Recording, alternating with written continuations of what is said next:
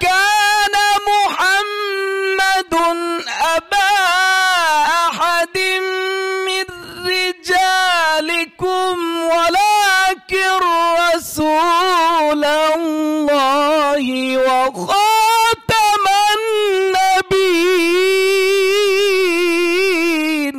রব্বুল আলামিন আমাদের আমল করার তৌফিক দিক, সকলে বলে আমিন। আল্লাহুম্মা আমিন। সময় একবারে কম, আপনারা বক্তৃতা শুনতে শুনতে ক্লান্ত হয়ে গেছেন। আমি 1-2 মিনিটের মধ্যে শেষ করব ইনশাআল্লাহ। প্রথমে আমি একটু আপনাদের কষ্ট করে জানতে চাই, আমাদের কার্যকরী পরিষদে যারা ছিলেন তারা কারা কারা আসছে, একটু যদি বসে হাত না উঠে দিন। কার্যকরী সেক্রেটারি হিসাবে আমি মোহাম্মদ আলাউদ্দিন, আমাদের সেক্রেটারি হিসাবে আমাদের এই নামটা এখনও খালি আছে, আমরা এই নামটা আজকে ইনশাআল্লাহ আমরা পূরণ করব। সাংগঠনিক সম্পাদক হিসেবে আছে হাফেজ মাওলানা মাকসুদুর রহমান লরিঘাট। তিনি তার মসজিদে, তিনি অনেক বড় একটা মসজিদ, আমি ওই মসজিদে গেছি, অনেক বড় একটা মসজিদের তিনি সানি ইমাম হিসাবে দায়িত্ব পালন করছেন। যথেষ্ট মানে সবচেয়ে ধানমন্ডির মধ্যে সবচেয়ে ভালো একটা এরিয়া সোসাইটির মসজিদ। হাফেজ কারি মোহাম্মদ জাহিদ, তিনি আমাদেরকে সুরিত কণ্ঠে চমৎকারভাবে কোরআন তেলাওয়াত শুনিয়েছেন। মানে এই মতবিনিময় সময়টা আমার মনে হয় এই কোরআন তেলাওয়াতটাই আমাদের সবচেয়ে বড় সার্থকতা। এত সুন্দর কোরআন তেলাওয়াত শোনাটা একটা ভাগ্যের ব্যাপার সেবা।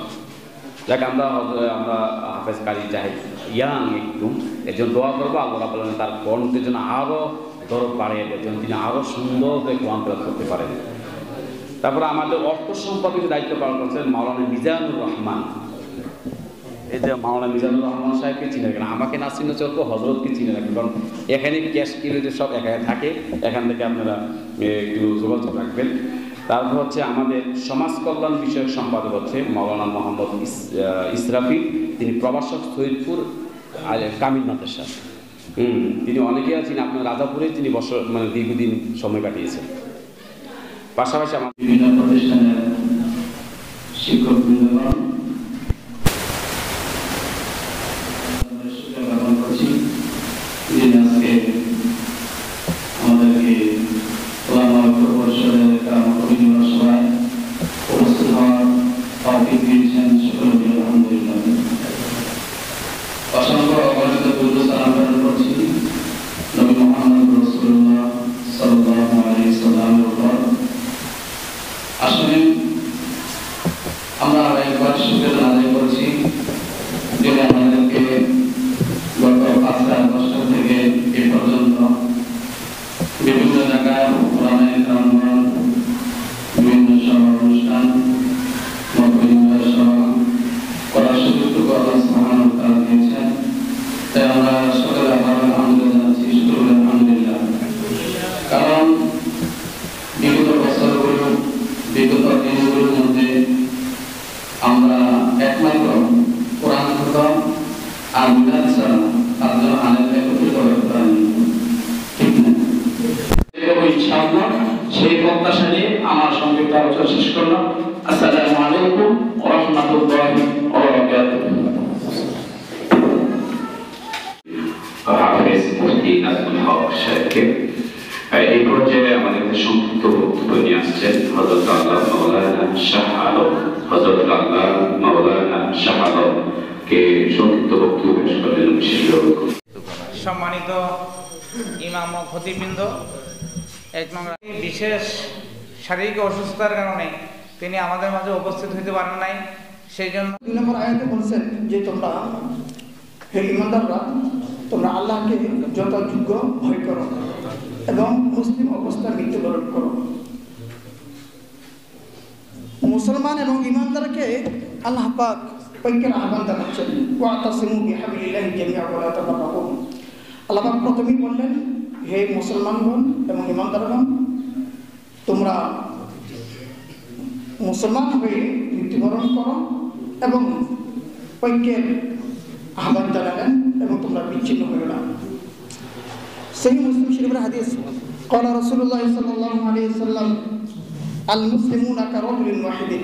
আল্লাহর হাবিব সাল্লাল্লাহু আলাইহি ওয়াসাল্লাম বলেন যে মুসলিমরা একটি দেহের মতো।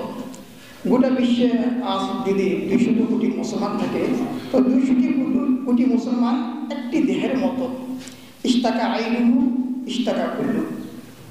যার চোখে ব্যথা হয় তার পুরা দেহে কিন্তু কষ্ট হয়। ইস্তাকা রাসুহু ইস্তাকা কুল্লু। যা সুপ্রিয় ওলামাগণ,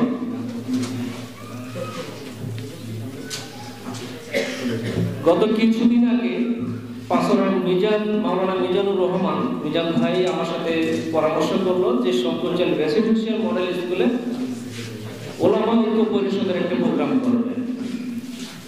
তখন আমি ওনাকে পরামর্শ দিলাম রেসিডেন্সিয়াল প্রোগ্রাম করবেন, এটাও একটা গণ্ডির ভিতরে। এখানে তো সবসময় আমরা প্রোগ্রামই করি, আমরা আরেকটু ময়দানে যাব, উন্মুক্ত পরিবেশে যাব, মাঠে যাব, কোথায় আমি সংকোচন ডিগ্রি কলেজে প্রোগ্রাম করে। তো ইনশাল্লাহ গত বৃহস্পতিবার মিজান ভাইয়ের আমি ফোন দিলাম, বললাম যে আপনারা তো অনুমতি নেন নাই, প্রিন্সিপাল থেকে একটা ফর্মাল একটা সিস্টেম আছে, একটা অনুমতি নিতে হবে। সাহেব বিভিন্ন পর্যায়ে দায়িত্বশীল, সকলের প্রতি আমার হৃদয় নিংড়ানো সালাম। আসসালামু আলাইকুম ওয়া রাহমাতুল্লাহ। আসলে সময় যেহেতু কম, আমি আমার মূল কথাটাই বলে ফেলি। আমরা আলেম সমাজ, আমার ভাই কাউসার সাহেব অনেক এই মনের কথাটাই বলছেন। আসলে বিভিন্ন সমাজের সাথে জড়িত, তো শঙ্কু ছেলে অনেক কিছুর সাথে জড়িত। তো আমরা এমন এক প্রেক্ষাপটে আছি, আপনারা সুলতান মাওলানার নাম শুনছেন জানি মাওলানা সুলতান সাহেব। সুলতান সাহেব আমার বাড়ির পাশে, ভারত হইলেও আমার বাড়ির পাশে। আমি ওনার উস্তাদ, ওনার কাছে আমি লেখাপড়া করেছি। তো উনি প্রায় সময় একটা কথা বলতো, আব্দুল লতিফ আমি তোমাকে মূল্যায়ন করি, আদর করি একটা করার কারণ, আমরা বাংলাদেশে যত বর্ডার বিল আছে এই বর্ডার বিলগুলোতে সবচেয়ে ব্যাঘাত বেশি। তো আমরা ছোটো থাকতে কইতে তোমাকে প্রয়োজন আছে আলেম হবার করো, বেদাতের বিরুদ্ধে রুখে দাঁড়াতে হবে, এমনি কইতে। এই বর্ডার বিলগুলোতে সমস্যা আছে। কিটা সমস্যা? আমরা বাংলাদেশের মধ্যে হইল হিন্দু মুসলমানের লোকের সমস্যা, আর তোমাদের বাংলাদেশের ভিতরে মুসলমান বেশি হওয়ার সত্ত্বে ইসলামের সমস্যা আছে। আমরা দেশের সমস্যা কিটা? ইসলামটা ব্যাঘাতে আছে, আর হেতারা দেশের মুসলমানটি কিটা আছে? ব্যাঘাতে আছে। আসলে হুজুর কথাটা দেখলাম গুরুত্বপূর্ণ কথা। তো আমরা যারা বর্ডার বিল আছে, আমি আপনাদেরকে বিনয়ের সহিত এ কথাটাই বলবো, আমরা অনেক কিছু ইমাম সাহেবরা ফেস করতে পারি, যেমন একটু বড় হতে পারে, সিনিয়র হতে পারে, কিন্তু এই আলেম সমাজে আমি কথা বলবো এটা আমার কাছে খারাপ লাগে। তো যেহেতু শুরু থেকে আসছে এখন পর্যন্ত 2 মিনিট একটা কথা বলবো। আমি গত 3-4 বছর আগে রাজাপুর ওলামা সমিতির এক মিটিংয়ে ছিলাম, আমাকে সময় দেওয়া হয়েছিল। তো যেই কথাটি বলতেছিলাম আজকে এই কথাটি বলেই শেষ করছি।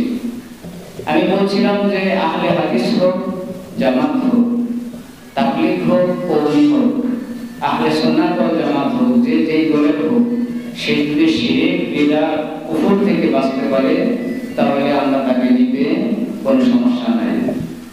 কিন্তু ওই দিন বডির দ্বারা বলছিল না, সুন্নিয়ত লাগবে, এবং কি আমাদের সবাইকে দাঁড়ানো এবং বসার কাজ করেছিল।